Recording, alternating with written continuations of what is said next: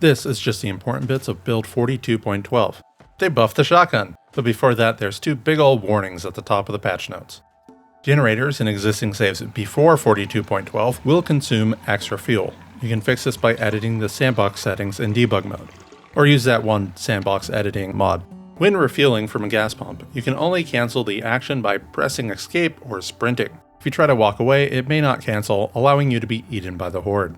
I'll add there's probably a push bug where it doesn't. They have confirmed they are testing a fix that should make it in the next hotfix. Until then, you can use this mod by Bonsai to cure any unfair infections. They fixed a targeting bug with the shotgun. The pellets will hit multiple targets, even if you directly targeted a body part.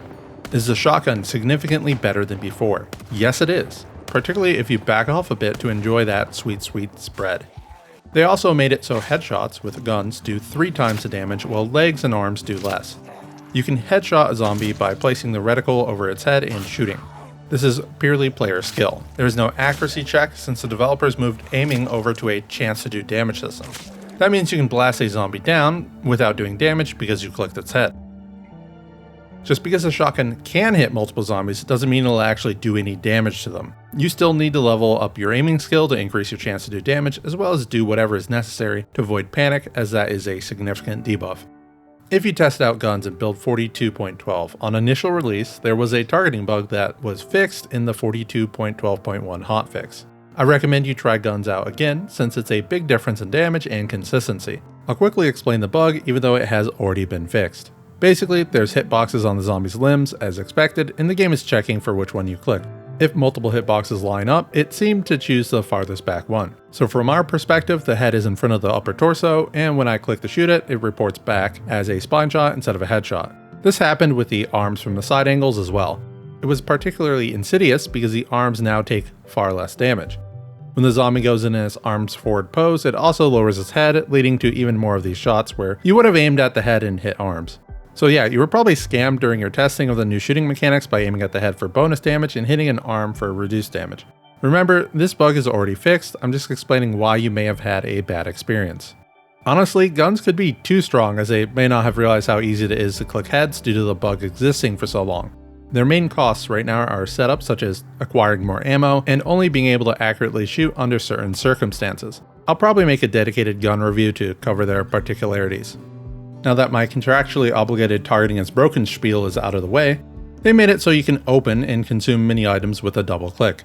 Rejoice, my quality of life brethren, we are back to build 41 standards. The calorie usage of mini actions was reduced. Walking did not have its calorie usage reduced, and running actually increased by a bit.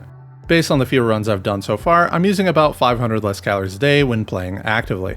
Looking at the numbers, this is mostly from reductions to calorie usage in combat. I normally run all the time too. The Endurance Moodle now shows how much stamina you have when you rest. This is extremely handy when your stamina is above 75%, as you can sit to check how much you have even though the Moodle wouldn't normally be visible. The Moodle only disappears once your stamina is full.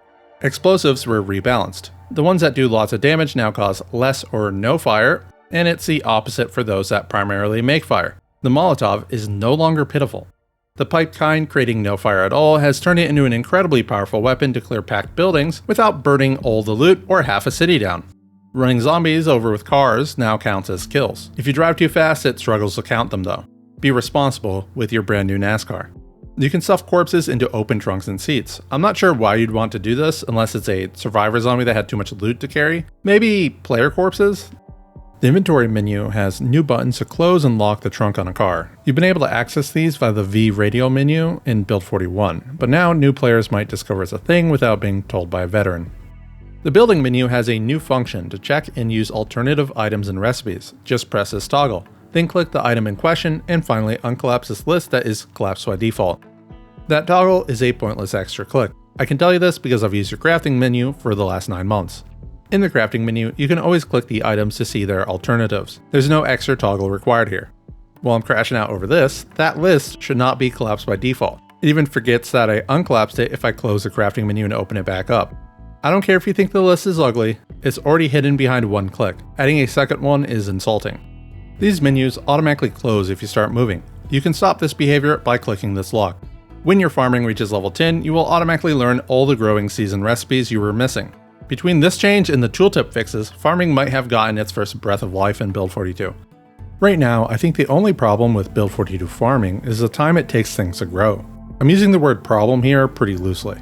We as players do have the ability to change the sandbox settings, so I recommend everyone increase the farming speed setting. Setting it to 5 would make cabbages grow in 12 days, which is pretty close to Build 41. Then actually try out the farming so the devs can get feedback other than it takes too long to grow. At level 8, 9, and 10 mechanics, you will learn standard, heavy, and performance car knowledge, respectively, allowing you to replace their parts without finding the magazines. Why is it at such high levels? The skill is tedious to grind, let alone needing to max it. Once you reach level 5 cooking, you can see how long it takes to cook some food. I don't understand why such a harmless thing is at level 5. Most games have this information available by default. They also mention learning the generator recipe at level 3 electrical, but I'm pretty sure that's been a thing for quite a while. Instead, you can now learn it at level 3 mechanic skill. No clue if that's intended, as you need to reload your save for it to pop up once you reach level 3. They added Crafty, a 3-point trait that increases crafting skill XP gains by 30%. You can think of this as half of the Fast Learner trait at half the cost. You cannot take both at the same time. Fast Learner is still better though, since it covers survival skills and combat. Drying racks can dry more than one item at a time. The amount is variable depending on the item. There's a slider to adjust the view cone opacity. I think the view cone is distracting, so I've set mine to 0. Previously in this update, if you close the door to a room, you would no longer be able to see what's inside of it. Note, you can never see the zombies without line of sight. This is just a visual thing people were complaining about. Wait, was that a monkey's paw curling? They removed it in the hotfix because it was causing too many problems. For example, I know I did not enjoy how often rooms would flash between black and revealed when moving through buildings. As usual, there's a metric ton of quality of life and bug fixes. I'll highlight a few I deem important. They adjusted the fishing net catches to match other fish. This next bit wasn't directly mentioned in the notes, but I've been unable to bait them until this patch.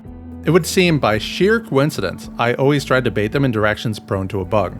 Based on a few traps full of catfish, this is one of the easiest ways to feed yourself. One baited trap checked once a day is plenty of food. Only behind milking cows, because crafting chum to bait them has a recipe requirement and eats up sand quickly. Negative modifiers on gear are now colored as negative. Chocolate milk increases happiness. Now go install the brown cows make chocolate milk mod. Many tooltips will tell you if you can't do the action and why. Wall clocks no longer reset to 7 PM once the power goes out. I wonder if the moment it goes out will be forever recorded this way. Old animal tracks finally disappear. If you hit the interact key, it will prefer closing a door before sitting in a chair.